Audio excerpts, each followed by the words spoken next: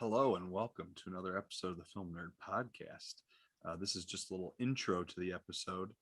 If you have not seen The Empty Man or Shithouse, please make sure you watch them before watching this episode, as this contains heavy spoilers, as do pretty much all of my episodes, obviously. But I heavily emphasize it for this episode because I think The Empty Man, in particular, obviously, Shithouse, there's not a ton to spoil there. It's more of a comedy drama film, but The Empty Man is a super weird, bizarre, psychological horror thriller film that is very hard to talk about without spoiling. And I think it's well worth your time to go in blind and not know anything. So if you have not seen The Empty Man yet and you're watching this, please go watch The Empty Man and then come back and listen. You have been warned. I hope you guys enjoy the conversation.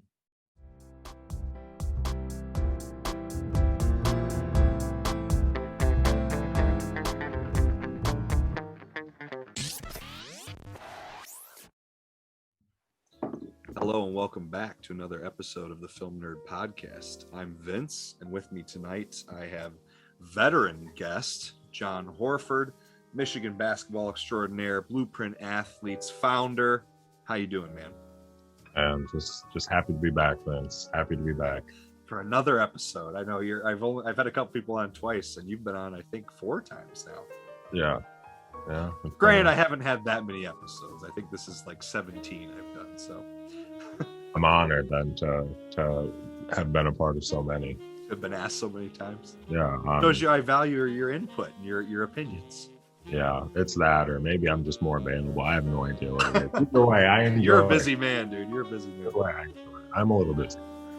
But yeah, we were just talking before we recorded all the different things you have going on. So I feel like I should be thanking you and appreciate you making time to chat with me here. And like we were talking before we started, we got to sit down and have some beers at some point. We do, man. We do. Some beers, get some good food, and chop it up. And, yeah, we had a great conversation before we even started this. So yes, absolutely. I know I was thinking about having a beer when we were doing this conversation, but it's a Thursday night. I'll wait till the weekend. We'll get into the movie. I got some water here with me right now. We'll just sit with that for now and see how it goes. So John and I are going to talk about 2 movies, Shithouse and The Empty Man. 2 very different movies. And the reason I wanted to talk about these 2 movies is because they are 2 films that, in my opinion, came out in 2020 and are incredibly overlooked. I only found out about them because I was doing some heavy research for Shithouse. I was doing heavy research trying to find overlooked and underrated movies from 2020 to kind of watch before I wrapped up my 2020 list, which keep a lookout. I will be putting a video out here in the next couple weeks on my favorite films from 2020. And then I found The Empty Man because of a YouTuber that I follow and have followed for 5 or 6 years now, Chris Stuckman, who reviews movies. And he put out a video titled Why the Empty Man Deserves a Cult Following. Normally his videos are titled with the name of the movie and then movie review, but that headline obviously caught my eye. I'm like, okay, what is this? So we're gonna talk about Shithouse first. We'll get into The Empty Man second because that conversation will be a little bit longer here. But we're gonna go ahead and just dive right into it. We're gonna go ahead and just start talking about Shithouse here. So, and now you'll notice probably in the title of this video, I'm gonna have to edit this out in terms of the word shit, because I do not want to get flagged on YouTube. A lot of the times if you have a curse word in the title, it does not show up as well on algorithms and searches. So what you'll probably see is S, and then this is how it's been titled in a lot of marketing. It's S and then a bunch of like characters and then house. And it actually in some other countries I saw had the alternately titled freshman year, depending on what country it was shown in. But this movie Shithouse is a coming of, I know even just saying it cracks me up. And I want to talk about the title. It's a coming of age comedy drama film, and it takes place over 1 weekend. And I don't think they ever named the college. It's in Los Angeles, I believe. It was in California, and the students from Texas. It is written, directed, produced, edited, and starring this guy named Cooper Raiff. This guy is 22 years old. And to my knowledge, this is his directorial debut, his feature-length debut. He made this movie on a budget of $15,000. So what would be considered not even a micro budget, but almost what they call a no budget. Not literally a no budget, but basically that's like student film budget, not much above a student film. And it actually ended up getting picked up by IFC Films, which is an independent, distribution company, and they do a lot of big movies. So to see this movie with a $15,000 budget get picked up, and it's currently streaming on Showtime, I was pretty surprised by that. But then if you look into some of the release dates, it did show it. I inaccurately, John, told you Sundance. It was South by Southwest. So last year he got this film in South by Southwest last March. The COVID pandemic obviously unfortunately forced that festival, I believe, to be online. And it might have shown at some other festivals. But to my knowledge, it's been praised and received a lot of its praise just because of those. I don't think it's been really released in theaters. Obviously, a lot of movies have been pushed, but essentially it was just in some festivals, and now it's on VOD. And I would not have found out about this if I hadn't been deep diving trying to find, publications lists of great movies from 2020. So this guy, Cooper Raiff, 22 years old, somehow gets $15,000, makes his first movie, and I think it's great. I mean, especially when you take into context that he's 22 years old. He's pretty much doing all of this himself with friends. I read most of the people who worked on this with him were all friends of his, and with such a small budget, I think it's pretty well done. John, what did you think about it overall?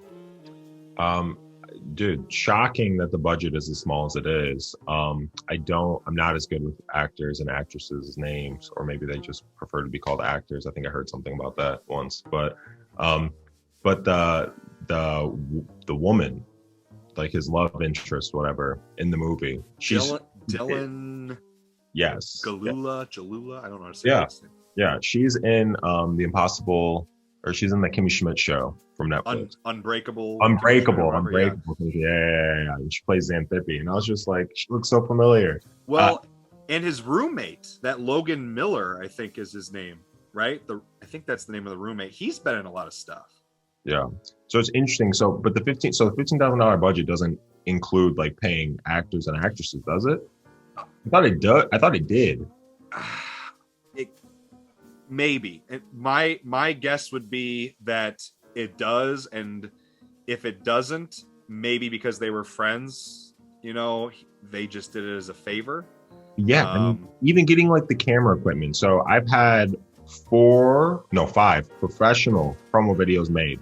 Yeah. And even the camera equipment for that stuff, like I have the receipts for it. It's like thousands of dollars sometimes. Like just renting that stuff. Like most of these people, even major film productions, they rent all that stuff. Yes. So I'm like, dude, like $15,000 budget, like renting the cameras was like half your budget. Like, how'd you do everything else? It's just amazing. And it's an interesting film. There are parts of it, I don't know like how deep you want to like dive into it real quick, but no, absolutely. I would be more than happy to kind of dive into this movie because I think it deserves praise. Dude, I mean, yeah, it was almost like not a direct experience that I've had, but I feel like, man, like it could be anyone, like going through college and having that type of experience, and like he really didn't have any friends, didn't feel like he belonged, met this girl, felt like it was like, because he was so lonely, right? He felt like her showing him any sort of attention that could just be seen as like friendly-ish, even though she did make it sexual, but not everyone equates being sexual to being like romantically involved, or to have like this deep attraction. Like some people, sex is just sex. And the fact that he got so clingy, like he did a great job of making it like painfully awkward. Like when you could just tell, like she like wanted him out of the room in the scene after they had slept with each other, and like it's the next morning, and that scene hurt me. It physically hurt me. It crawls under your skin, and he like keeps like asking her like I'm pretty hungry. Like, are you hungry? Like, you want to go get a burrito? Well, before we keep going, John really is diving into it. I do just want to say what the movie is about. No, you're good. I just want to make sure if you're listening. I hope you've seen the movie if you're listening, but if you haven't, the movie just basically takes place over one weekend. There's kind of like an epilogue at the end that takes place 2.5 years later. but the majority of the runtime of the film is just one weekend. It's a Friday, a Saturday, and a Sunday. That's it. Yeah. And it basically, as John was kind of describing there, it follows Cooper Raiff plays the main character, and he's 6 months into his freshman year of college. He's living in the dorms with he got a blind roommate. They're not really getting along. He hasn't really invested. And this is, I think, like you said, it applies to anyone. Lots of people who just go to college, get a blind roommate. It's super hard to branch out and to put yourself out there. And that's what they're kind of showing is an individual goes to college and is really just struggling to break out of his shell. He's been too comfortable at home his whole life, and he's having trouble trying to meet people and do things. And this weekend kind of comes to a head. It ends up being like his epiphany this weekend. And I won't, obviously, we'll spoil it a little bit. If you're listening, sorry, we're going to spoil it a little bit. So this weekend ends up being his epiphany, right? So he ends up basically over the course of the weekend finally finding himself. And part of it, like John was describing, is meeting this girl who's the RA. She's a sophomore, and she's the RA on his dorm floor. And so the scene that John was describing, if again, I hope you've watched the movie if you're listening, but if not, the movie starts on a Friday, and that Friday night they go to a party at Shithouse, and that's why I want to talk about the title of the movie, because I think it's a pretty terrible title. But the name of the party house they go to is called Shithouse, and anyone who's gone to college knows that most party houses have some stupid name. Most of the houses where you end up partying almost every weekend, they have names. I mean, I went to a small school, and every house that people partied at had some stupid name that carried over every year. So I think it's funny, but I think the name's a little aggressive. And I mentioned this, and I put a review on Instagram and Facebook and on Letterboxd, and I mentioned this in my review, that I felt like the name is a bit aggressive and could put people off or mislead them to what this movie is about, because it's a far more like intimate and sensitive and grounded look at, that emotional experience of being away from home and trying to find yourself. So like, to me, maybe it's also supposed to be tongue-in-cheek and a little ironic, but personally, I think it's kind of a terrible name for the movie. And that was another reason I was so shocked when I watched this, because this wasn't the movie I was expecting at all, based on the title of the movie. But so anyway, John was describing, after this Friday night, he meets this girl. He comes back to his dorm, and he basically it's just things aren't going well, and his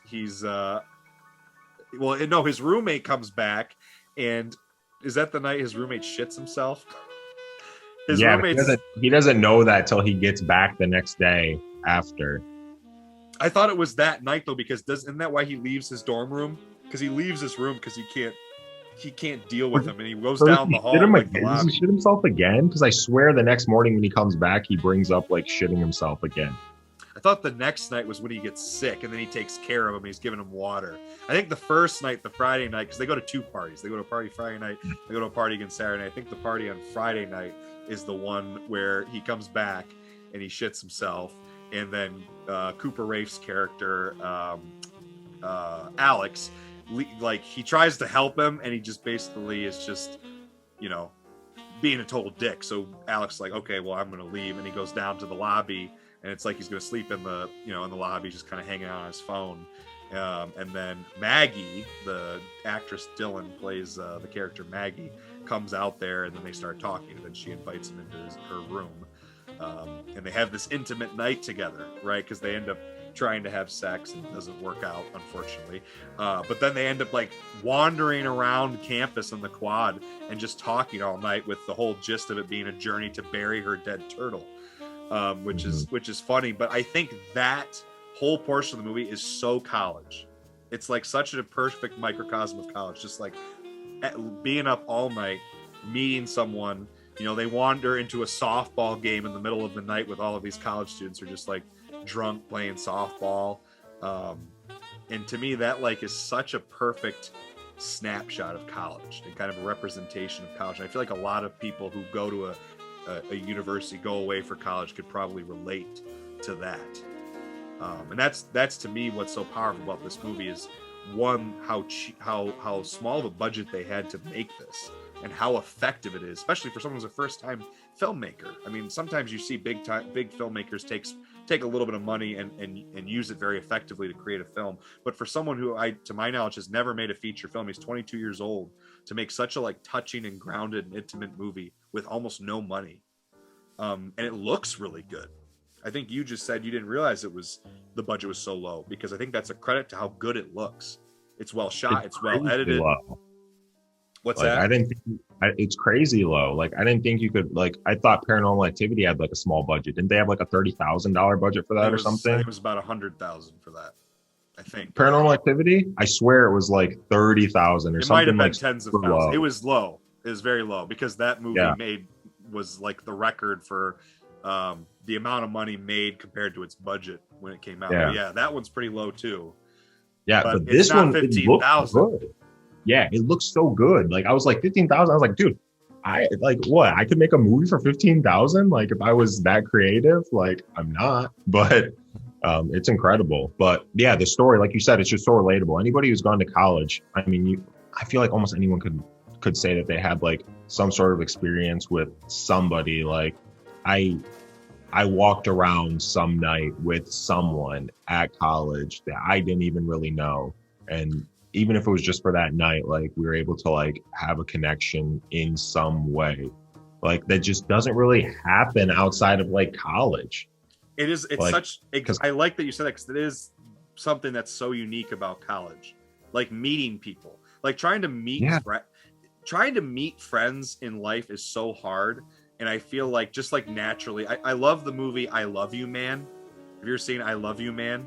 I've never seen it. Paul Rudd, right? I Love You? Yeah, with Paul Rudd and the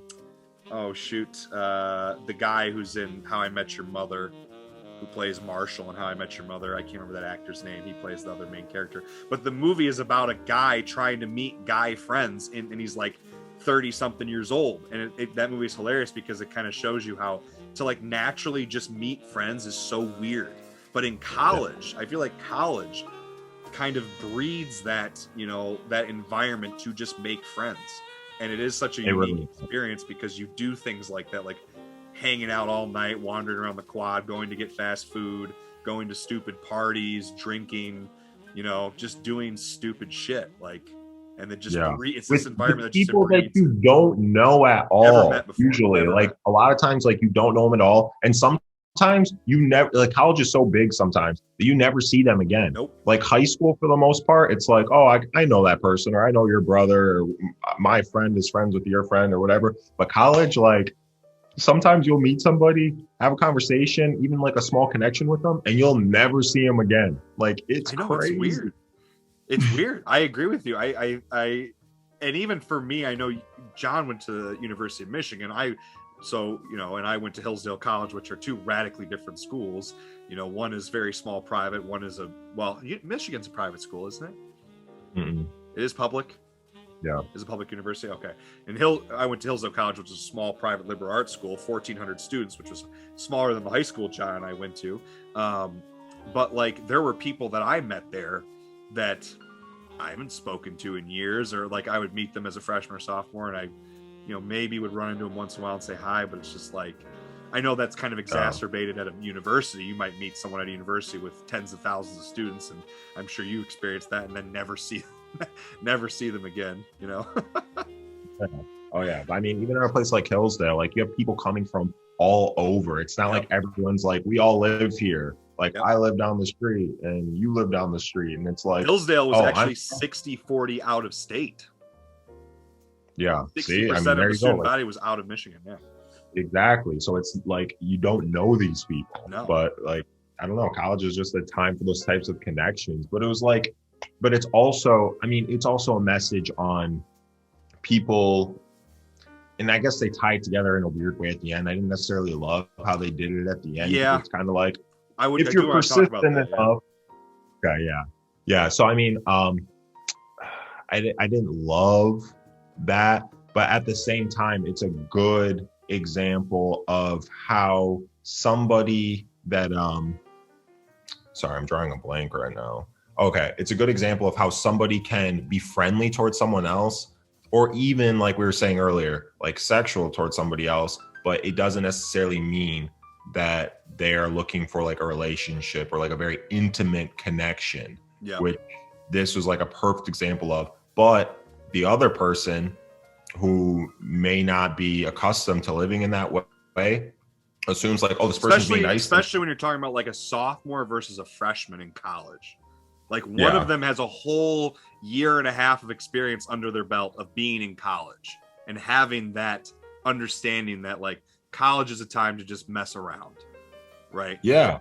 You're 6 months in, you may not understand that. Yeah, for sure. Like or even someone who has more experience in high school, though. If they're like two freshmen and one person has a bunch of sexual experience, one person has no sexual experience at all. Or like, because what's his face? Alex, he makes the comment that he had only ever been with one person before. So it's just like, it's just vastly different. And she's just kind of like, dude, like it's college. Like we hooked up. Like, what? And he's like, I love you, basically. Like he's like, I love you. Okay, now that you've brought that up, so let's talk about that, because this is something I wanted to ask you about, how you felt about this, because I think it's an interesting conversation. I thought, so in the movie, obviously they spend the night together. They have this really intimate night. It's not even like intimate, like sexually, like it's funny. It's so well done, and that's why I'm so impressed with this movie, because I think it's a very interesting way that they set up these two characters in that they try to just have like a one night stand together. It doesn't end up working because he can't get sexually aroused. He's like shy and scared or whatever, and it just doesn't work. The first time. Yeah.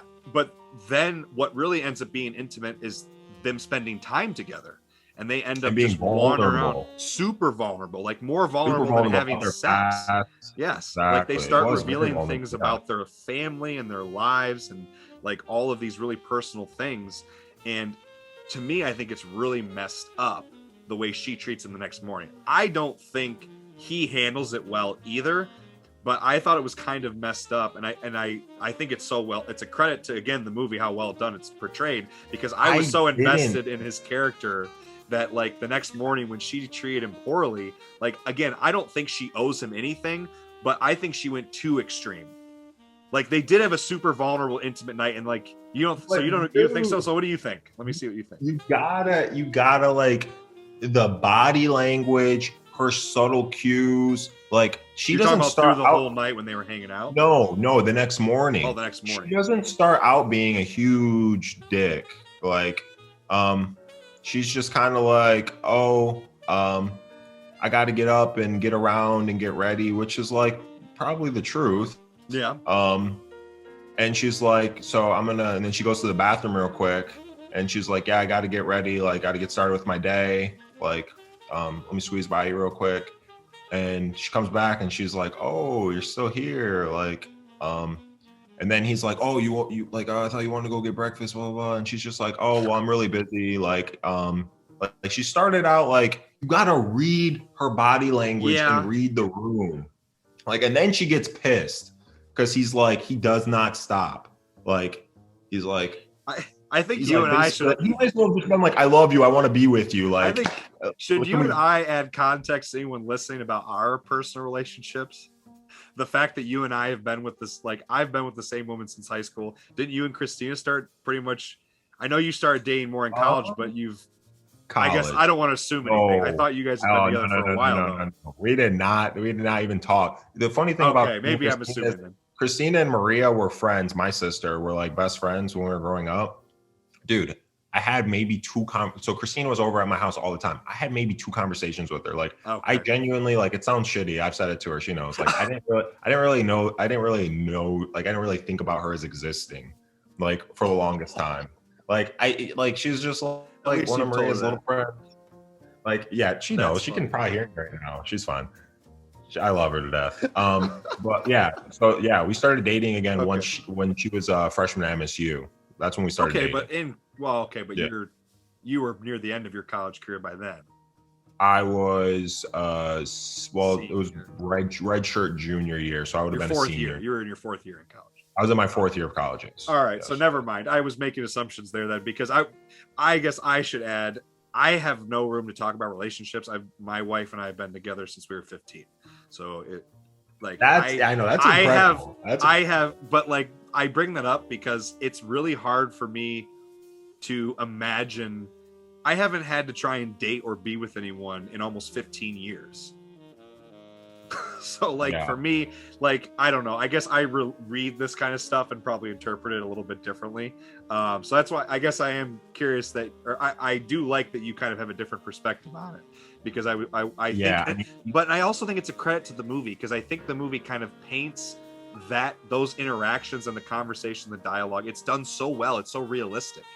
I think that's what's so impressive. Like, don't you feel like it seems very genuine, like something that you're like watching something real happening, like you could see this happening in a college? It does seem genuine, but it gets fucking like it just gets to the point where it's like borderline creepy. And most of my friends are girls, and I've just seen so many girls in these situations where they just get genuinely like scared because guys just won't leave them alone. Like when he blows her up, like Yeah, he does not stop messaging. Like it's message after message after message after and message. I also and think that's a different thing from what you and I are used to, because like you and I, our generation, like in college, I don't know about you, but like I wasn't really using Instagram like that. Instagram wasn't something I started using consistently until like maybe my sophomore year in college, and I wasn't DMing people. I guess I wasn't trying to hook up with anyone. So I guess I don't know. Maybe there were other people using it, but I think he's portraying more of a Gen Z view. You know, like kids now obviously are going to be going to college, and social media is, you know, everywhere, and that's how a lot of kids communicate now. So I feel like there's a whole nother aspect to dating and trying to meet people and going too far, like that extreme, right? You know, decade before liking another picture. Oh yeah. And he was liking the pictures, liking another picture. And it's just like, dude, you gotta calm down. And then he started like trying to like find her places. Like, and then when he saw her in public, he was super like, but you can just but that's the thing. When some people are so vulnerable and so open, and a lot of, particularly men, when women are nice to men, a lot of men take that as like, oh, she wants me. Yes. And it's like, dude, she's just being nice. She's being nice. Like, yeah, she's just being nice. Like, you know what I mean? And it makes it even more complicated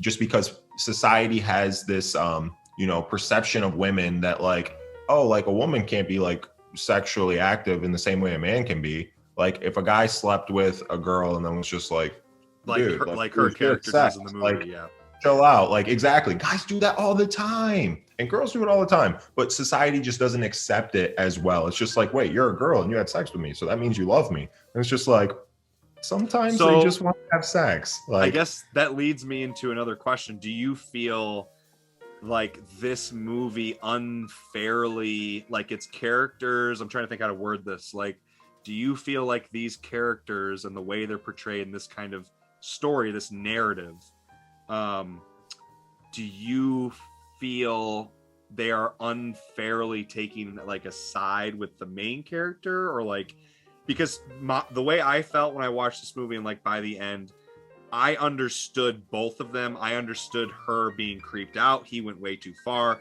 But I also understood, I felt like they did a great job developing his character. Like you really see his side, obviously, with his mom and his sister being away from them and their relationship. Him not really having a girlfriend before college. Not just really socially inept, right? Just really struggling to fit in socially. So it was like this moment where he feels like he's finally found something, and that's why I like then they showed the moment with the group of friends that he meets, and like that's like obviously a better outlet than trying to continue to pursue this girl. But like I feel like you can understand him. Do you agree or no?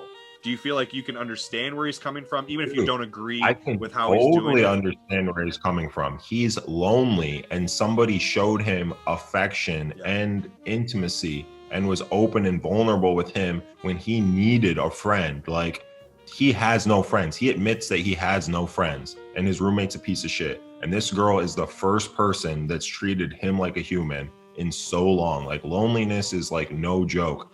I completely understand where he's coming from. He just takes it to a creepy extreme, and then it's just, and then like even at the party again. So after he's like stalking her, hitting her up, blowing her up constantly. They end up at the same party, party. the Saturday night party. Yeah, they end up at the other party, and she is looking at him because he's like dancing to try to like show off for her, and like she hands him a drink, and then goes and she's friendly. Yeah, and then goes and has sex with this other guy. Another guy, yep. And he ends up in the room and starts freaking out on her. How he gets there, I want to ask you. When you're done with that thought, I want to ask you about something else too, about how he gets there. Okay. But yeah, he freaks out on her. He freaks out on her, and she's just like, dude, I don't owe you anything. Like, she's like, I met you like less than 24 hours ago. Like that definitely for me also was a moment where I was like, okay, dude, like, you don't know, like, you guys had a really intimate night, obviously, and like, if you probably hadn't have been so creepy, she probably would have kept talking to you. But like, that was to me like over the line. Like, you have no, and again, I feel for the character because like, I feel like he doesn't understand that. Like I don't think he sees what he's doing is wrong. I feel like he feels justified in what he's doing. So I feel like this is where I really like this movie, because I feel like they do a good job of kind of showing you that he's like going too far, but at the same time you can kind of understand. And I feel like that's probably how a lot of people feel in college. A lot of people deal with stuff like this. Obviously this is a more male centric viewpoint. I would love to see kind of the reverse, you know, if you had a film that was similar, but also, you know, more from the Dylan character, her point of view, or Dylan's the actress, Maggie, that character's point of view.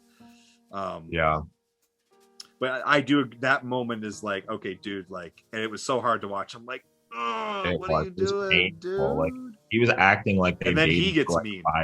And then he says some really mean shit to her by the pool. Yeah, he does. About her family. Yeah. And then he feels really bad about it. But and he says it because he's so hurt about everything that's happening, because in his mind, he literally, like, he's acting like, okay, this is my soulmate. This is the person I'm always going to be with. She loves me. I love her. And it's like, bro, if you would have just played it cool, they probably would have like gotten together eventually. Like, if you would have just played it a little cool and read the room a little bit, like, yeah, some people, because I agree with you. When they first wake up in the morning, it's okay. Dude, yeah, but he's a stranger. So like, yeah, they were intimate the night before. They had been drinking. They were drunk. They were intimate, all that. They were vulnerable with each other. But at the end of the day, she doesn't fucking know him. They're and he's in her bed in the morning. And she's like, hey, like, you know, got to get around, got to get ready for my day. Like, you know, it was, you know, fun last night. But like, come on, dude. Everyone knows that's the universal sign of like, get the fuck up and get the that's the polite way of saying get the hell out. It really is. Like, and you just got to know that. And you could tell like he knew that, but like he was like, I feel like that it's kind of reversing gender roles too, because I feel like usually you see that the other way around portrayed most often in like mainstream movies and television. You know what I mean? Like more of the times you're seeing like the man whore who's like sleeping around with women and then, you know, the next morning trying to kick them out. So I feel like it's kind of a reversal there. Instead of having, you know, the guy trying to get the girl out that he just slept with, it's kind of the other way around. And I you kind of already brought this up, like society doesn't usually see it this way or portray it that way. And I think now that we're kind of discussing, I think you got to give the movie credit, because I think it does kind of reverse that situation. I feel like is reversed how you usually see it, how it's usually shown. It does. And it's like, it's almost working to normalize that. Like you said, it's just not common to see it that way, but it totally happens that way just as often, if not more often, in my mind. Just because if you think about it, women really have, I mean, more of a choice in terms of like who they're going to choose to sleep with. Like, I feel like guys are getting selected more so than, you know, than the other way around. So like, I feel like there are a lot more situations where women like, and maybe it's like they think that this person is going to be someone that they're really going to connect with or really going to feel good about, but then they don't for whatever reason. Yep. And then it's completely within their rights to be like, dude, like, I'm not feeling it. Like let's like, go why? alone. Like, yeah, like totally. Like, that's it. Like her being uncomfortable and her trying to be polite and getting you out, like, and yeah, she did get like a little aggressive with it, but that was after she gave multiple signs that she was like not comfortable with him still being there, and that she wanted to move on with her day, and that she couldn't leave her room and go get her day started until this stranger left her bed. Like, I don't want to leave the house if someone I don't know is like in my house still. Like, I don't know. Yeah, well, and then I do want to talk about one more thing, and then about something else kind of unrelated to what you were just talking about, but there's one other thing I want to talk about with this movie, and then I want to talk about the ending, because you brought up earlier how you weren't huge on it, and I don't hate it, but I also am like, it's the part of the movie that to me is the weakest. Yeah. And it could be, you know, again, just you're talking about a 22-year-old made this movie on $15,000. So, but the one thing I wanted to bring up with you, so you playing college basketball, there's a whole scene in a basketball house. And one of the funniest parts of the whole movie, because the movie's very serious, it's very emotionally charged and has a lot of dramatic scenes, but it's also really funny. And one of the funniest scenes of the movie is when he calls that the poor guy outside the house the freshman bouncer bitch. He goes the second night. John's already kind of talked about the second night, and so have I a little bit here about how Saturday night they both go to the same party. But they're not together now. And we were just talking about, John mentioned how he ends up cornering her in a bedroom at this party and upset with her because she sleeps with another guy. But the house is a basketball house. So the first night they go to Shit House. And I don't remember what this house was called, if they gave it a name, but it's the basketball house. And you're supposed to know someone on the basketball team to get invited. And he claims he knows this guy named Jay. And he tells they have like a freshman basketball player like bouncing, like he's at the front door, he's not drinking, he's like staying sober just to, you know, monitor who's coming to the party. And the reason I wanted to bring this up to you is because obviously you played college basketball, but there's a scene where he like totally belittles this guy and like gets super personal. Like he goes, it's after he basically has the huge fight with Maggie, and he ends up walking into the kitchen and trying to joke with these two people, thinks it's these two people he met earlier, their friends. It ends up being Jay on the basketball team, who he claims, the guy's like, who do you know here? Who do you know here? He goes, oh, I know Jay. And the girl is like, and the guy goes, I am Jay. And the girl's like, yeah, dumbass, you're talking to Jay. So he gets kicked out. But when he gets kicked out, the freshman basketball player who's out front, he starts like belittling him. He's really drunk and he's upset, obviously. And he's like, you sound like that kid in school whose parents would beg the coach to give you more playing time. And then he's like, he goes, how much time you getting on the team? You enjoying riding the bench? I wanted to see what you thought about that entire sequence, obviously, because there's a lot of college basketball stuff going on there, especially unique to the college experience and being on a basketball team. I wanted to see if you had any interesting thoughts or what you thought about any of that. No, I mean, he just seemed like a douche in that scene to me. I know, I felt so bad for that guy. He's just taking it out on him. I'm like, this guy didn't do anything. Exactly. I mean, the dude fucking lied to get into the house. I mean, yeah, they didn't have to kick him out, but at the same time, he was also being super creepy to Maggie and like yelling at her and throwing her under the bus for having like a fucked up like childhood and fucked up relationship with her parents. And this dude was just going off the fucking rails. And then he fucking goes off on this dude who the freshman bouncer dude.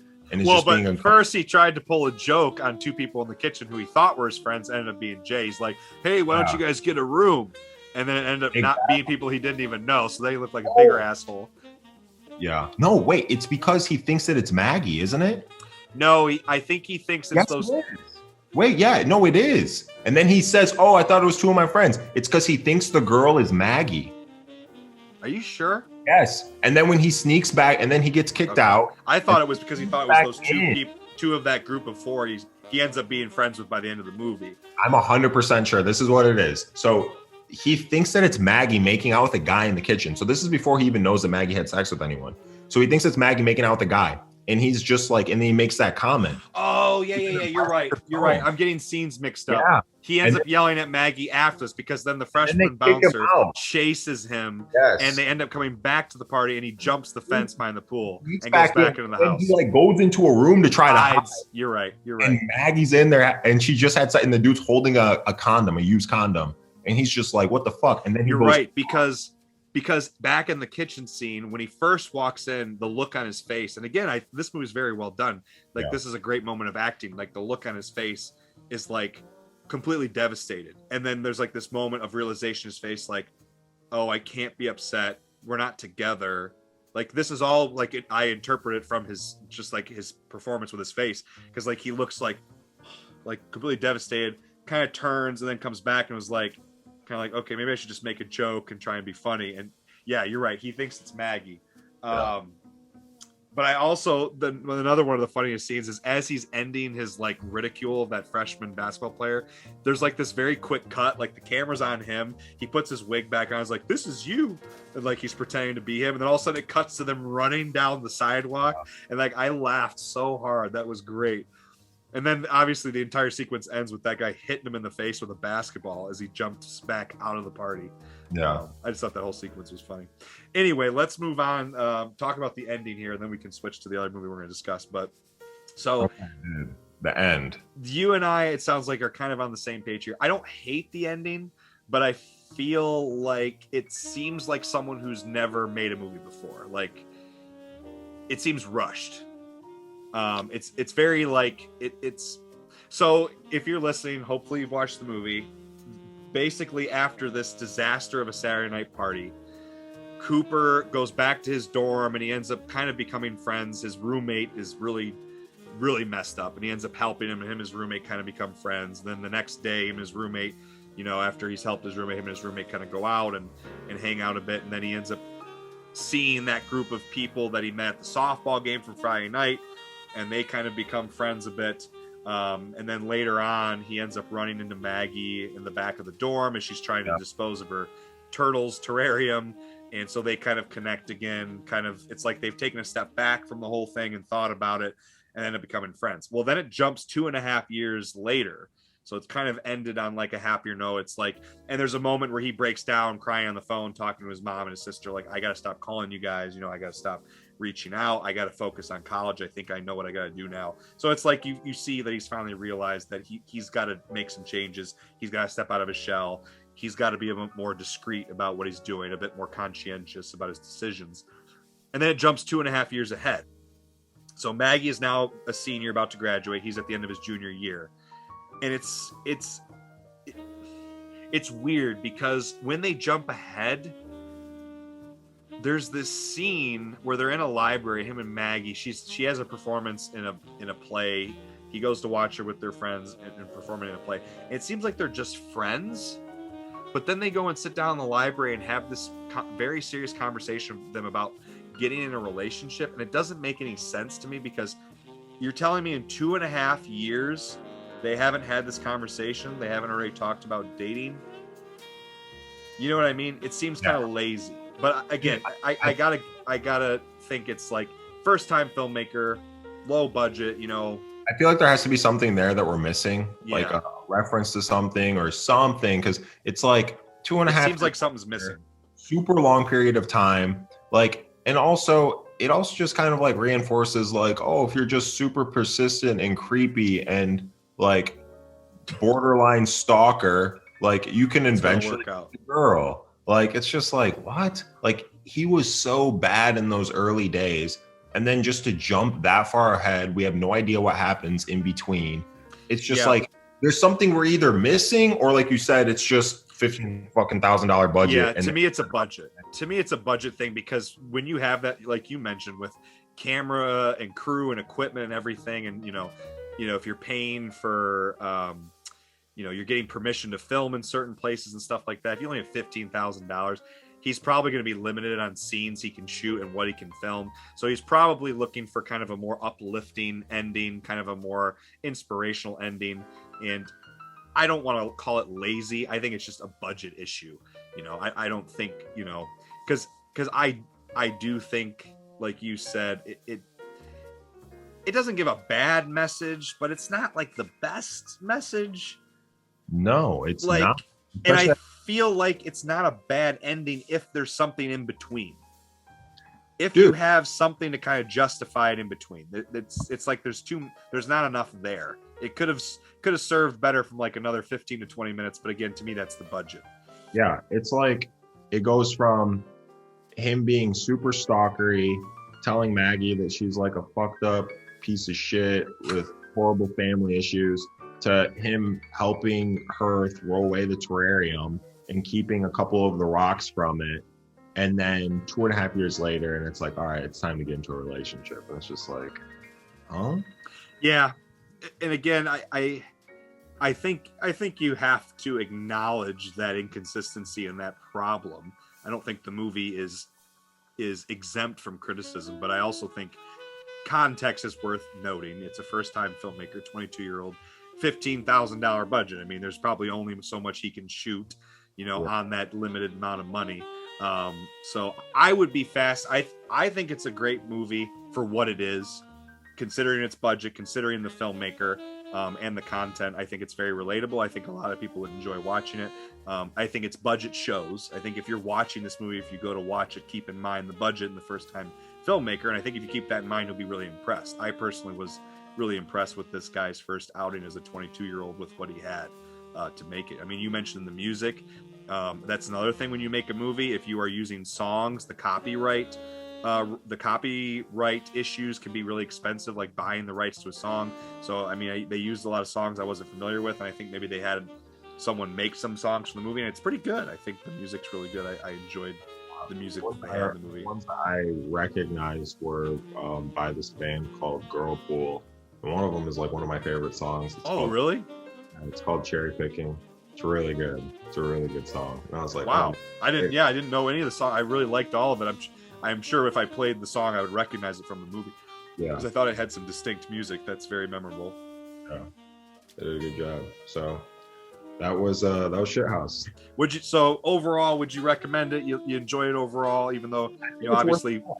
I think it's worth a watch. I would watch it one more time just to see if he's really as creepy as I think he is, or maybe try to pick up on some more like subtle things and maybe try to piece together the end. I definitely watch it one more time, and it's definitely you should watch. I did rewatch it. So I watched it a few weeks ago when I first texted you about doing this, and then I rewatched it a couple nights ago, just to get it fresh in my head. And I was also curious for making my 2020 list. Does it hold up? Would I like it as much on a second watch? I was a little bit more critical. I think I was more excited about it after my first viewing, and I was still impressed after a second viewing. But I think the flaws were more obvious, especially in the screenplay and the budget. But I still think it's very impressive for a 22-year-old. Neither of us have made a movie, so I mean, to make a movie at 22 years old with that amount of money and for it to be this good, I think it's very impressive. Yeah, I'll be excited to see if he sometime soon gets a lot more money to make something. I'll be interested to see what he does with more money. Yeah, I would love to see what he could do with like a legitimate budget. Yep. Even if he had like $100,000, if he could do this with $15,000, I'd be curious to see if he it'd be considered a micro budget movie. I feel like it was like $15,000 and a lot of favors. Friends, yeah. Well, that's why I told you. I watched an interview with him, and I read some stuff that a lot of the people who worked on that film with him, he knew, like personally, they were friends and family. And I'm wondering how he got some of those. They weren't big name actors, but like you said, the actress who played Maggie, and then the actor who played his roommate have been in movies and TV shows. Like I've seen them in stuff before. Like there's no way you could legitimately pay them what they would actually get. No. I'm wondering if again some of it was favors and exposure, or helping a friend type situation. So again, I really enjoyed this movie. But with that, let's move on here because I don't want to spend. I would like to spend a little more time in the Empty Man. I feel like we talked longer about Shithouse than I thought we would, but it was all good. I enjoyed the conversation. So I want to talk about a supernatural horror thriller film that came out in 2020 that nobody saw. Some people are starting to see now. It's starting to get reappraised now. But at the time when it came out, no one knew about it. No one saw it. No one heard it. It's called The Empty Man. So in October of last year, well, I guess we should rewind a little bit. Disney acquired Fox. So an interesting fun fact about this movie. This is the final film in existence that has the opening 20th Century Fox scroll on the screen. Opening to the film, the dun, dun, dun, the classic theme with the 20th Century Fox Studios. This is the last movie you will ever see made with that in it. because Disney bought out Fox, acquired Fox. They changed the name to 20th Century Studios. Now Disney acquired Fox over a year ago, and this movie came out in October. So that kind of tells you that overlap probably created problems. Well, it did. So this movie was actually filmed almost 4 years ago. This movie was filmed in 2017, and it took them over 3 years to get it come out. And part of it was this acquisition by Disney. What happened is the executive producer who championed this film, gave money for this film, ended up leaving. He got replaced when this movie was in like post-production. So what happened is all these new executives came in, and they were like, what the hell is this weird, bizarre horror epic film doing? Like, what are we going to do with this? And they originally wanted to release like a 90-minute cut of this movie. So this movie's 2 hours and almost 30 minutes. It's almost 2.5 hours. Or no, it's 2 hours. It's just under, it's like about 2 hours and 15 minutes. So it's a bit of a, horror epic, if you want to call it a horror epic. So not really a big audience for that, right? Horror movies nowadays are a lot shorter. Most horror movies are short. So this movie, I don't even know how to describe this movie. Did I tell you to go watch the trailer for it? Yeah, you said watch the trailer. Did you? I did watch the trailer. Does not accurately represent this movie at all, does it? Not really. More than I thought it would, just because the trailer and then the beginning of the movie are so different that I was just like, yes. I was like, what? So I'll try to describe this movie. So this movie is called The Empty Man, and when I heard the name of it, I initially thought that it was like one of these creepypasta movies like Slender Man or like The Bye Bye Man. And this is a lot of people have been saying what I'm saying right now. This is what a lot of people have said. They thought it was going to be some stupid creepypasta horror movie. And it's not at all. So this movie is based on a graphic novel, basically in name only. Basically, the guy who made this movie, David Pryor, which is another fun fact is talking about this guy's background. But the guy who made this movie basically bought the rights to a graphic novel from Boom Studios called The Empty Man. And he basically only took bits and pieces of it and the name and created his own thing. Like, this is his own thing. There's apparently, I've watched interviews and listened to podcasts. People who have read the graphic novel said it basically is nothing like this movie at all. He basically took a pre-existing property to try and get a studio to fund this movie. Like an original idea like this, he just needed to attach it to something to get money. And now, before I really get into it, I want to talk about this guy really quick. David Pryor, the guy who wrote, directed, and edited this movie, has never made a movie before. Never made a feature film. He has worked for 2 decades with David Fincher, very prolific director, making DVD and Blu-ray special feature content for his films. Like documentaries for Zodiac and The Social Network and Fight Club. Like, he's worked on all of these films like behind the scenes. So his film school was following like one of the current most prolific directors working today. Like working with him behind the scenes of all of his movies. That's as good a film school as you can get, Exactly. Incredible. It's crazy. Like, this guy basically has just made documentaries and featurettes on David Fincher's movies. That's what he's done. This is his first like project that he's really worked on as a movie. And so again, I keep trying to describe the movie. Basically, what you have is you have this cop played by James Badge Dale, who he's no longer a cop. He now owns a like personal security store, and he's basically trying to find a missing girl. This neighbor lady, her daughter goes missing, and so do all of their friends. And that's like how the movie gets set up. But the crazy thing is John just brought up the opening. That's not even the beginning of the movie. This movie starts with a 20-minute cold open prologue that takes place in Bhutan in 1995. So like the movie opens and you're like, what the hell is going on? And then it goes to Missouri in 2018 with this cop. And so the cold open, and again, I hope you've seen the movie. If you haven't, stop right now and go watch this movie, because we're gonna spoil it here, and I think it's worth watching. It's absolutely worth watching because it's such a weird movie. But basically, the cold open opens with in Bhutan, these 4 hikers who one of their members, I think his name is Paul, hears this like whistling as they're up in the mountains, and all of a sudden he falls down a crevasse as he's wandering towards it. And this sequence in the cave, I don't know what you thought about it. To me, it was so chilling, and it reminded me of something out of like Ridley Scott's Alien, or like even Prometheus.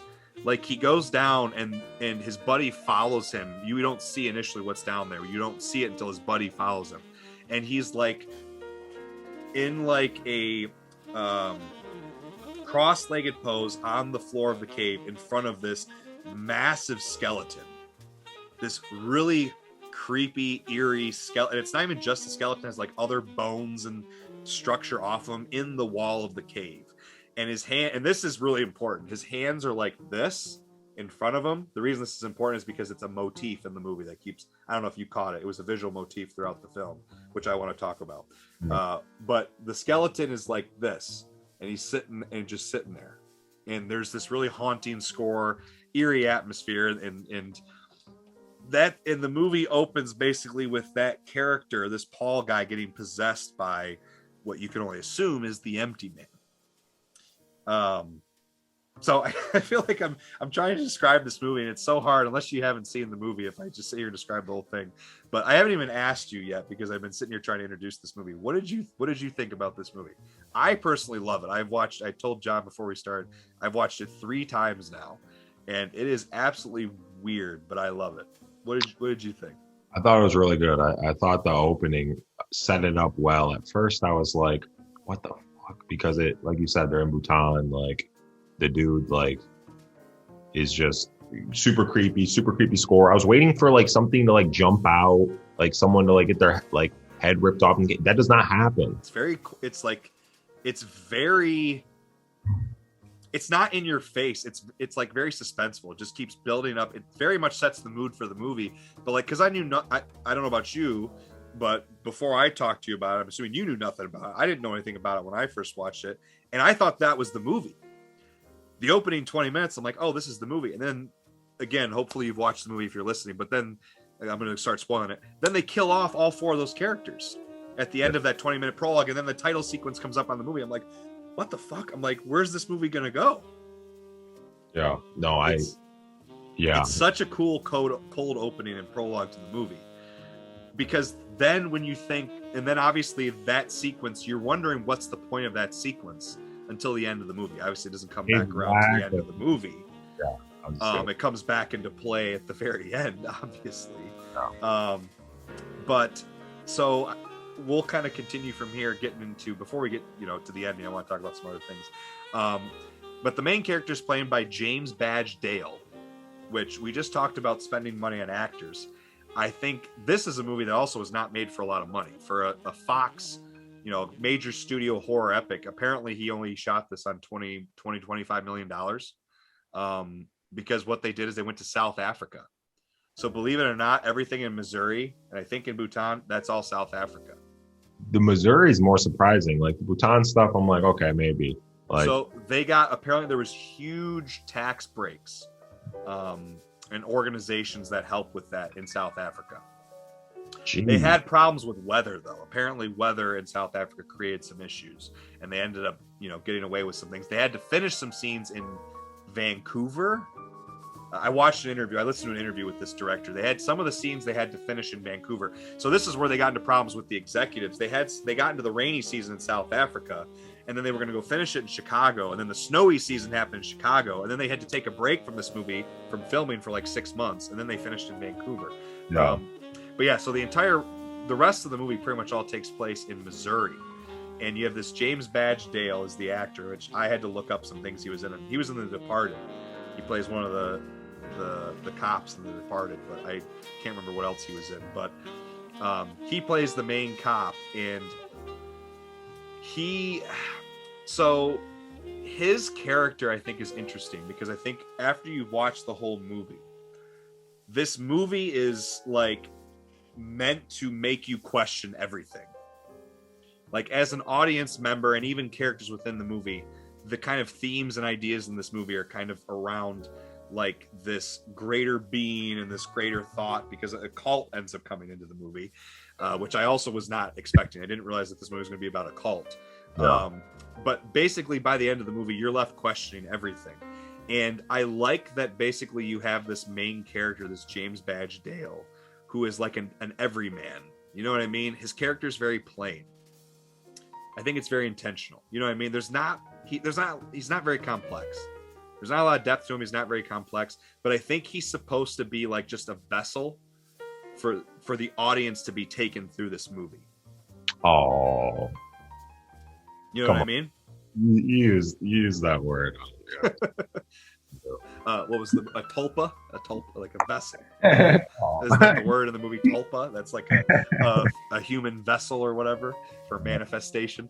But yeah. I not trying to be too ironic or I do think that is the point, because I feel like this character is just supposed to be like a blank slate, and then you find out by the end of the movie he really is just a blank slate. He's not even a real person. Yeah. Or is he? That's what I think you end up questioning.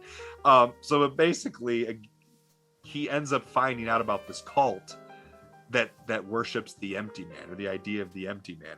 And Stephen Root, who great character actor, gives he wanders into the Pontifex Institute, and Stephen Root is giving this speech, and that cult is when I think the movie really takes off, because I think the Bhutan, the opening is very interesting and sets the tone for the movie, but then you have kind of a moment from then until the Pontifex Institute, when the cult comes into play, where it's kind of like, okay, where's this movie going? Dude, I was trying to connect it the whole time. I was so stuck on everything that happened in Bhutan that I'm just like... So was I. Like, what the hell was the point of that? Why are we in Missouri? Like, this seems to not connect at all. It is weird. And that's why I call this an epic, because it does come back around at the end, but it's just this sprawling movie that has so much on its mind and so much going on. They connected really well. I still don't get parts of it. Like, I don't necessarily understand like why like all the kids had to like kill themselves I've watched it 3 times, and I also am still trying to figure out some things. And this is the thing, because no one saw this movie, so I didn't really end up finishing. I got carried away and didn't end up finishing. When this movie came out in October, they promoted it for 1 week. Like, the trailer came out and was released 1 week later. So that's basically a big fuck you. Disney just dumped this movie in October during the pandemic. No one saw it. It still ended up making $4 million at the box office somehow. Yeah. But I mean, that's like a quarter of its budget. It's still not a lot of money. And then what's happened is it was only in theaters for a little bit, barely made any money. It got released on VOD in March, at the end of March. And so some people on YouTube and online like started watching this movie and said, hey, this is a weird movie. Like, this movie deserves to be talked about. People have got to see this. It's such a cool, unique, original idea. And it's so unlike anything you see from major studios in terms of horror films. Like, now it's being championed and like immediately getting a cult following. And the Rotten Tomatoes score had like 11 reviews in October. It was like at like the teens. Now it's up to like 60 something percent, has like 60 reviews, like just in the last couple months, because people are starting to see it and reevaluate and like talking about it. And like this director, David Pryor, all of a sudden now he's getting interviews and talked to. It's like, I feel so bad for this guy. Like, he made this crazy, weird movie, and then like no one knew about it or talked about it. And a few people shit on it back in October, like just misunderstood the movie. It sucks even more that he was like an older like director for like the first 40s. I think so he's almost 50.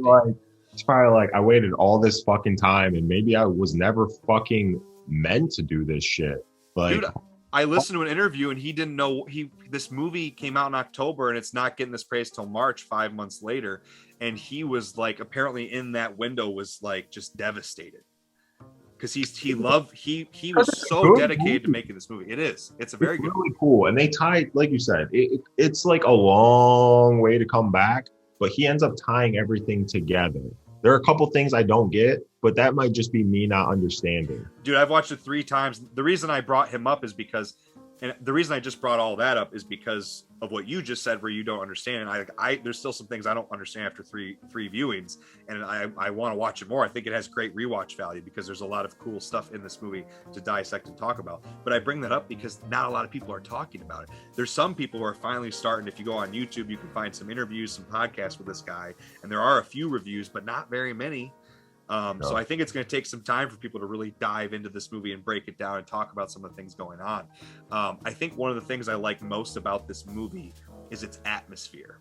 It has this super weird, bizarre atmosphere that constantly has you question everything. And there's a lot of visual reincorporation, which makes things feel so eerie. So like you have these visual motifs, like I brought up the hands of the skeleton. I don't know how I've paid attention to it because I've watched it 3 times now and I listened to some interviews. But there are constant moments where the camera zooms in on characters doing this. Stephen Root's character, when he's talking to Detective, what's James Badgedale's character's name?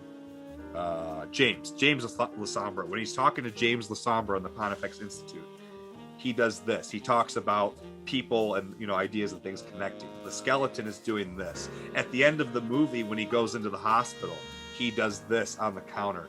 When what's the girl's name that he's looking for? Nora, I think, right?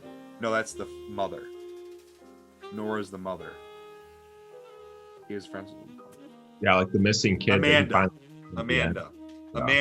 When she blows on the bottle to call the empty man, they zoom in on her hands on the bottle like this.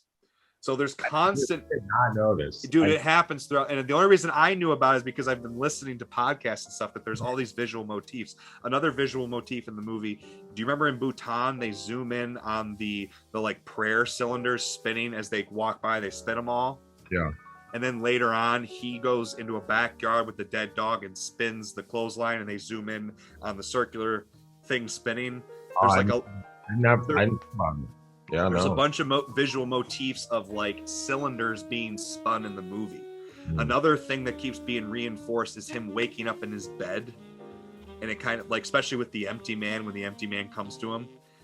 And the reason I bring this up is because like this reincorporation of all these visual motifs kind of creates this really weird atmosphere, like Twilight Zone. Like it's like things keep happening over and over again. And I think it's intentional because when some of the things they talk about in this movie and the ideas with the empty man and what this being is and this like this line of thought, it's this whole time is circular thing and not linear, and like things come back around. It's all kind of like it's in your head because like what it makes you question everything. What's in your head? Even starting in Bhutan, you expect someone to get grabbed or attacked or something to like manifest itself. It doesn't happen when he's on the bridge by himself and he blows into the bottle. And then like there's another visual motif. Bridges. They constantly show bridges throughout the movie. Always. The bridge in Bhutan is shown over and over again. The opening with James Badgedale's character, he's running on a bridge in Missouri. Yeah. The bridge that the kids are on, that they find the kids dead on. Yeah. And then like, okay, so when he's the bridge in Camp Elsewhere, which I want to talk about Camp Elsewhere. When he's on the bridge and then he goes down and he sees all the kids are hanging. Oh my God, it's a horrifying shot. You expect something to come out and like get him. Like whatever did that, you expect to come get him. But nothing comes. Like that's the part that kept getting me. I kept like waiting for something. I'm like, all right, it's about to happen. Like something's about to happen. And it doesn't. And it never really does. Like it's a smart movie. It's not a jump scare. It's not a typical horror movie. It's not some stupid, jump scare fest with blood and gore. I mean, there's some blood and gore in this movie, but it's more about the atmosphere and the ideas and the themes and some of these visual motifs and kind of creating this like just this sprawling world with these ideas that are more terrifying than anything that's in it. You know what I mean? It's all in their head, like the mystery of it all. It's almost scarier that way because it's just like if there's like a boogeyman, I can look out for a boogeyman. But if it's nothing, what? And going along with that, they show several times when the empty man kills someone that the empty man is in their head.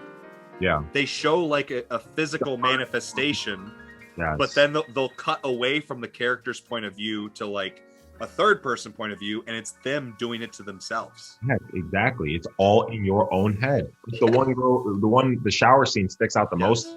Imagine man coming in and stabbing her, but it's her with a broken bottle or whatever, a knife or whatever, and she's just boom. I think it's scissors. I think she has scissors. Yeah, she's in a spa. She's in a spa.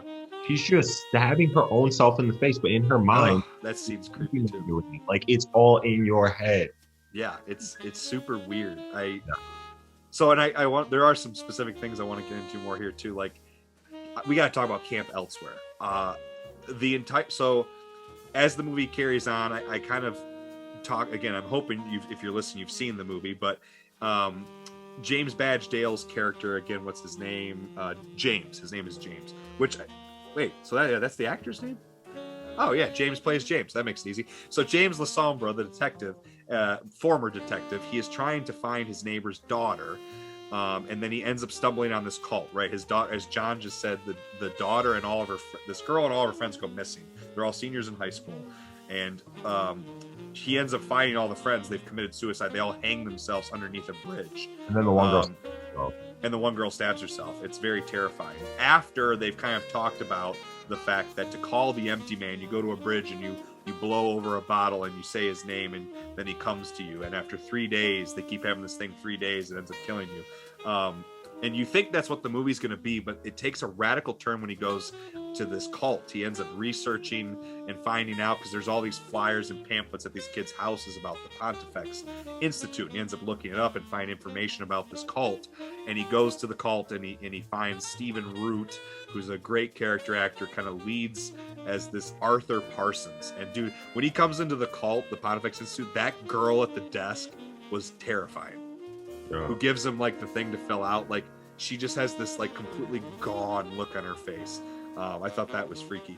But he ends up exploring this cult more, and I love the sequence when he just keeps going down and down and down, and this like building seems to have endless lower levels, and at each level, each subsequent level and layer that he goes down, there's something weirder and weirder going on, like that it just has you question everything, like what the hell is going on. Like he goes by these bunks with all these guys' heads shaved bald, and they're like they're doing that chanting, that incantation, like chanting to this black poster on the wall. And then he finds these people chanting in a basement in like an AA circle around a board way down in he just keeps going level after level, weirder and weirder stuff. Yeah, in the AA circle thing, and they're like calling the Empty Man, which ends up being him apparently later on in the movie. Damn, dude, you're just gonna throw that out there already? Well, again, I'm hoping if you're listening to this that you've already seen the movie, so you should have. I mean, we're gonna spoil the movie, but what ends up happening is he ends up finding out from this kid, who actually is young Ned Stark, the actor Robert Aramayo, who plays that Garrett character, that weirdo. That's the guy who played young Ned Stark in Game of Thrones. Same actor. He ends up finding from him about this camp in the woods called Camp Elsewhere. And this is one of my favorite sequences in the whole movie. And he goes to this camp in the middle of the woods, in the middle of nowhere, and finds a lot of weird, creepy shit in the cabins. And that's only the beginning of the sequence. When he goes in the cabin, first, when he goes in like the administration cabin and finds the drawer with all the files on all of the girl, Amanda, and all of her friends, and then he finds the file on him and it's empty. And I love his reaction. He goes, "You guys are funny. You guys are funny." I love some of the lines of dialogue he has, because I feel like it's how the audience would react. Yeah. Like when he gets caught in the Pontifex Institute, he goes, "Sorry, okay, I'm leaving." Like it cracks me up because it's like how they would react. But then he continues in this camp elsewhere to this like the kids camp, and he finds this like all these VHS tapes with like smut films, dude. And what he watches they like, I don't even know what happens. They call this guy who ends up like drawing on the wall. There's another visual motif. The image of the head exploding comes back at the end of the movie when he shoots the guy in the head. We'll talk about that a little bit. And it's on the wall. Like that's another visual motif, is like, yeah. And I think it has to do with like the mind, going out. I mean, there's just so many crazy things about this movie. But my favorite part of the Camp Elsewhere sequence is all of a sudden he realizes, he watches this video, which is just horrifying. And all of a sudden it's dark out and he sees this fire in the distance. And as he walks to it And this scene is so effective. I don't know about you, but I thought this scene was terrifying. It was so incredibly well done. He walks into the swamp and sees these people like in one massive group, like in unison, chanting and like jogging around a fire.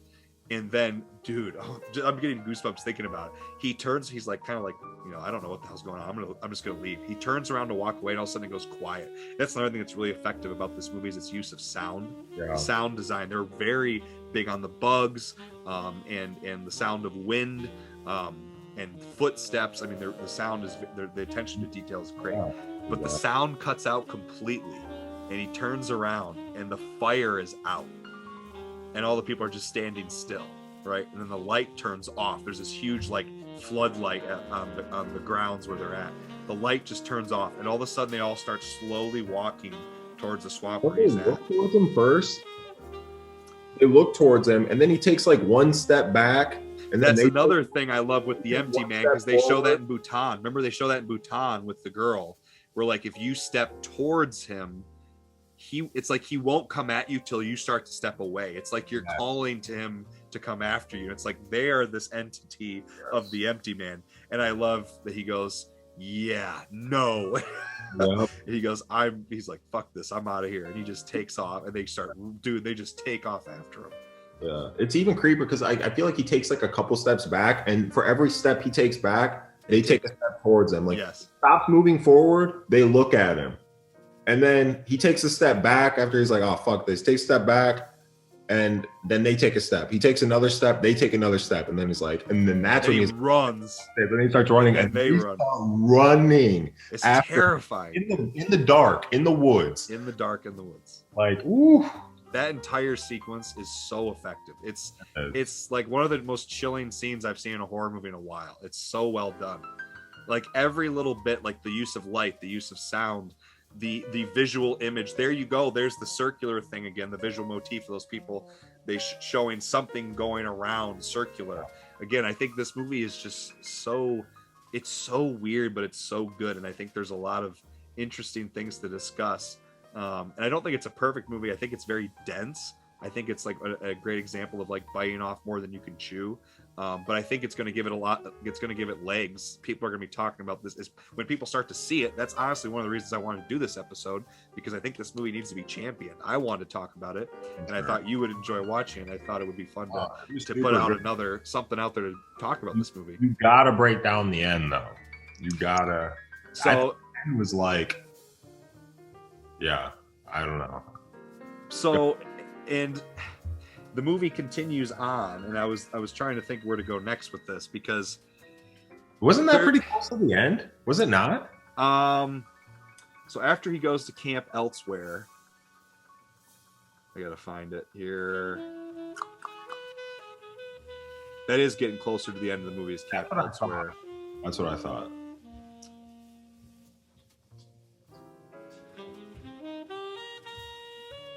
Okay, yeah, because then he goes back to the cops who are investigating this case, and they don't have, they're like, he tells them about this, and they keep trying to like gaslight him, like basically we're like, oh, did you break in?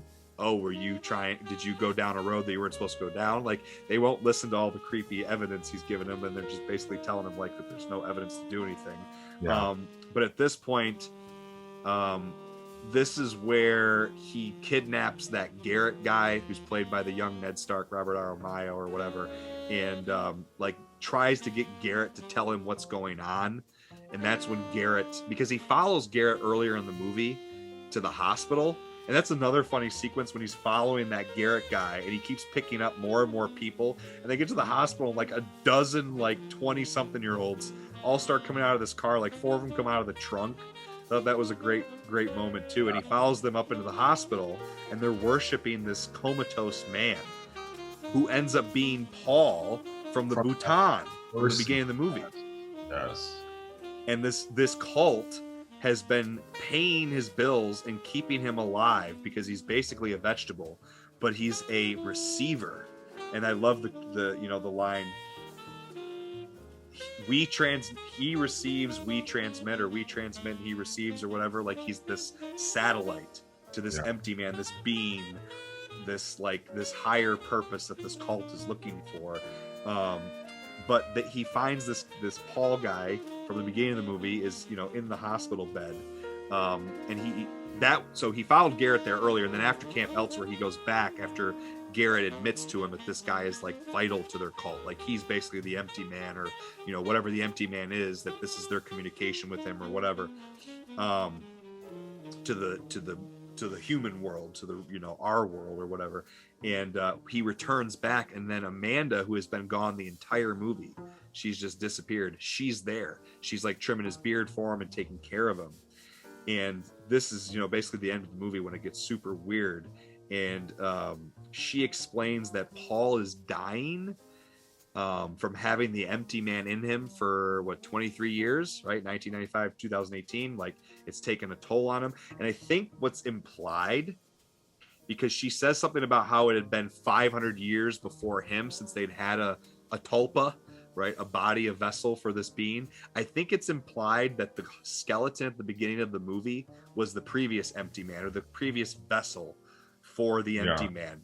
And it's been dead and basically down in this cave in Bhutan for hundreds of years until they stumble on it at the beginning of the movie. I think that's what they're implying. And Amanda tells James that their cult now needs a new vessel. And basically tells James that he's a tulpa. So like the whole movie we've been following this character around, and she tells him that he was actually created by the cult and is a blank slate. All of his memories and relationships are not real. So like everything we've seen from this character's point of view throughout the movie is not real. Everything about him was created and is all in his mind. And that's when you really start to question everything. And that's why I've like enjoyed repeat viewings of this movie, because like after you have the context of the ending, it's like one of those movies you're like, wait, what? You like want to go back and watch the whole thing over again. And so it's like he never existed from before we met him. Like when the audience is introduced to him at the beginning of the movie, like it's assumed that before that point he had never existed, and that everything he experiences in the movie is the cult is creating it for him. And that's kind of reinforced. Do you remember when he goes to the Pontifex Institute for the first time, he talks to Stephen Root, and Stephen Root's character is like, I'm so glad you came back. Yeah. And remember that? And he's like, I've never been here before. Yeah. And he's like, and he says something like, oh, you just must seem like one of those people. And I think it's because he was created there. Yeah. Which is super eerie. Again, watching the movie over again, it kind of reinforces a lot of this stuff and kind of helps clarify some things. But again, there's still some things I'm still trying to work out. But it's even creepier than he calls Amanda's mom, right, his neighbor, and they've basically had like this relationship throughout the movie. You find out through flashbacks that his son and wife died in a car crash because they were attending the funeral of the neighbor, this woman, her husband, Amanda's dad. They were at his funeral, and his wife and his son left, and he stayed back and had an affair with this woman. And like, how messed up is it to find out that like this girl created all of that for him in his head? Like none of that was real. Yeah. Like this girl who's like supposed to be like an 18-year-old, like in high school, she came up with this story for him in his head. Like how sadistic. Like think about that. Yeah. Like she created this whole thing with her mom. It's a mind fuck. I mean, the whole movie's just like, it's all in your head, and you think you know, but you might not know. Like, and then to go off of that, what do we even know? Because this is where I really start to question things. At the very end of the movie, he like becomes possessed by the Empty Man. There's this whole sequence where like the creature from the beginning of the movie like goes in him, right? He sees this like dreamlike sequence where he's like possessed by the creature. And there's some other things that he sees and visualizes, but then he comes back to present, he's like possessed. And then all the doctors and nurses and like people in the hospital that are like in that area bow down to him. Yes, exactly. So it's like, is everyone in this cult in this movie? And then when he calls the neighbor woman, Amanda's mom, she has no idea who he is. Yeah. Is she in on it? Is she going along for the ride? Is she like faking it? Like what's real and what isn't? We have no idea. And you know what's so great about this movie? You can't poke holes in it because it like protects itself. Steven, again, going back to Stephen Root's character, he has this long conversation. Do you remember when he talks about when you repeat something so many times, like if you say a word or your name over and over and over again, it starts to become gibberish? Yep. And he goes, what has more meaning, the gibberish or the name? And I think that entire sequence is like, you know, David Pryor, who wrote this movie, it's supposed to be like, you're not going to figure out this movie because you're going to spend the whole time, no matter how many times you watch this, you're going to spend the whole time like trying to figure out what is real, what isn't, what connects and what doesn't. I get why people are saying like, oh, this movie deserves a cult following. It's so weird. It's different. It's creative. It's well shot. It's very well shot. Yeah, it looks like a Fincher movie. It looks like Seven. It looks a lot like visually, like it has a lot of sequences with rain, and the lighting is very like green and yellow, like some of Fincher's movies. Yeah, no, I would definitely watch this one again. This is a different level than Shithouse. Well, like I said at the beginning of our conversation, they're two completely different movies, related only by the fact that they came out in 2020 and were completely overlooked and underrated because of, you know, the pandemic. I think they went under the radar. Both of them did, big time. This one, Shithouse, has gotten some praise, but this one is like just finally starting to be seen, and people are finally starting to talk about it because it was only out for a couple weeks during the pandemic in October with no marketing. And then it got dumped on VOD in March, and now people are finally getting to watch it. It has no DVD or Blu-ray release right now. Like, there's no physical media release. People have complained about that because I would love to support this movie further, but I bought it. It was only $5 to buy the movie and own it on Amazon. It was like $2.99 for a rental or $4.99 to buy it. So I'm like, shit, I'm just gonna buy it. Then I can watch as many times as I want.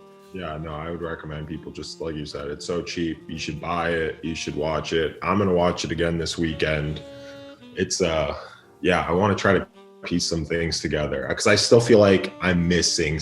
I'm definitely missing things. Like there are things that I just didn't get through that first watch. It's very dense. And like I said, some of this stuff that I've, brought to the conversation here, I went and listened to a podcast with this guy. I watched some other people talk about it on YouTube, and it kind of helped me give some more, get some more insight into it. And then I went back and I've watched it 3 times now, and I just rewatched it yesterday, so that kind of helped me. I'm fresh on it, but I think there's a lot of things you can take away from this movie. I think it's, it's not only a very effective horror movie, but it has a lot of, again, themes and motifs and ideas that, sometimes maybe they're exceeding their grasp is, their reach is exceeding their grasp or whatever, but, trying to bite off more than they can chew. But I don't care. I think it's fun. I think it gives a lot of things to think about, a lot of discussion pieces, a lot of stuff to talk about. But this David Pryor, and again, I think this movie has to get championed because I think this guy, he's talented. I think, he wrote and directed this and he edited it, and I think it's very well done. It's a very good looking movie too. I mean, it's so well shot. The music is also, as I listened to the movie again this third time, I really paid attention to the music. There's such a diverse grouping of like musical compositions in this movie. Like the themes and the cues in this movie, there are like several that like are used throughout. Like they created so many creepy pieces that are so distinctly different from each other. I mean, in the Bhutan sequence, you have that like, whoa, that really creepy, like almost Gregorian chant like score. And then you have like some string stuff and some synth stuff. There's some really weird pieces. Some get reinforced throughout the movie depending on what's going on. But like every scene, pretty much, as I listened and paid attention to the music this third watch, I'm like, each scene almost has like its own distinct theme, and they're not so vastly different that they don't feel unrelated or like change the tone or atmosphere. They feel very related, but they're also very unique in their own right. And I think that also helps create this really weird experience. No, I love this movie. I think it's great. I think it's so weird. It's a really good movie. It's a really good movie. I definitely have to go watch it again. And yeah, it's just not what you expect. Like the scenes where you think you're going to jump or you think someone's going to come out and get you, like it's not going to happen. Like it's really just like we've been saying the whole time, it's all in your head. Yes. Like the one scene with the girl stabbing herself in the face is like the perfect example of that. Like she thinks she's being attacked by the Empty Man, and it's literally her stabbing herself in the face. Well, and I like at the beginning you have that whole thing with the Empty Man. Like if you haven't, again, if you're listening, I hope you watch the movie before listening to this because we just ruined the whole movie. But like when you first start watching the movie, it feels like such like distinct different films, but then it all kind of comes together because you have this opening in Bhutan, this cold open 20-minute prologue. Then you switch to Missouri and it feels like a creepypasta movie. Like you have this empty man individual that you go to a bridge and you blow and you blow on a bottle and you call his name and he comes to you and he kills you. But then it ends up leading to a cult. And then by the end of the cult and everything going on with the cult, it wraps back around to the thing in Bhutan because their tulpa, or the human vessel that the Empty Man or this being is being projected through or communicated to the cult through, is the guy from the beginning of the movie. So it ends up all tying together, even though as you're watching and you're going through this journey in this movie, it feels like so many different things going on. Like I said, you got this foreign element at the beginning, you have the creepypasta thing with the Empty Man, then you have the cult, but it all ties in together so nicely at the end. But then like you said, there's still so many things in between that leave you questioning everything, that like at the end of the movie you're like, what the hell did I just watch? Like it was a really weird, entertaining, engaging experience that's really well made, but like there's so much going on to digest and talk about, and some people may not like that. Some people may think it's stupid, or they don't want to think that hard, or they don't want to try and piece things together. I personally love movies that have rewatch value and allow you to have a discussion like this and kind of try and put the pieces together, try and come up with ideas. What's the movie about? How do our things reincorporate? What are some of those themes and motifs and ideas? But this movie has a lot of cool stuff going on, very detail oriented. Oh, great watch, great choices. Well, do you have anything else to add? Otherwise, John and I have been talking for a while. John and I talked for, I felt like almost an hour before we started the podcast. So I don't want we did. I don't want to take up too much more of your evening. Oh, you're good, man. No, it's been good. It's been entertaining. It's always good, man. It's always good catching up. It's always good talking movies, talking politics, talking school, talking all of stuff. I love it all. All good stuff. Well, all right.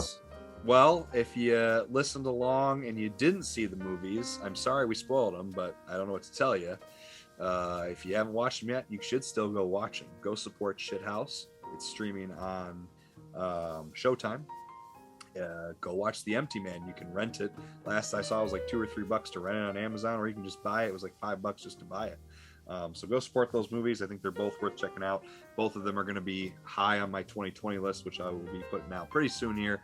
Just got to find some time to sit down and do it. John, thanks for joining me. Appreciate having you on. Make sure you check out John. I know he's talked about what he does with Blueprint Athletes in some of the other episodes. The last episode he was on, I'll make sure I put all of his links for social media down below. Follow John on Twitter. And I know you don't on Instagram. You mostly use in Twitter. You're mostly your Blueprint Athletes is what you mostly use on your social media stuff. But go follow him. Go support his business. I would appreciate that. Yeah, I don't post on my personal account, and I just pretty much cover the Instagram. My sister does the Blueprint Athletes Twitter stuff, but yeah, Blueprint.athletes at Instagram. Even if you're not looking for basketball workouts, I still would recommend checking out. He has a good podcast, talks about basketball, but also life lessons and interesting topics that I've enjoyed checking out and listening to. So I would definitely recommend checking that out, even if you're not a guy or gal looking to get into basketball stuff. I think that's definitely something that applies to anybody. I would say so. I'm a little biased. You're a little biased. That is true. Well, all right, everyone. If you listened along, thank you. I appreciate it. John, thanks for coming on.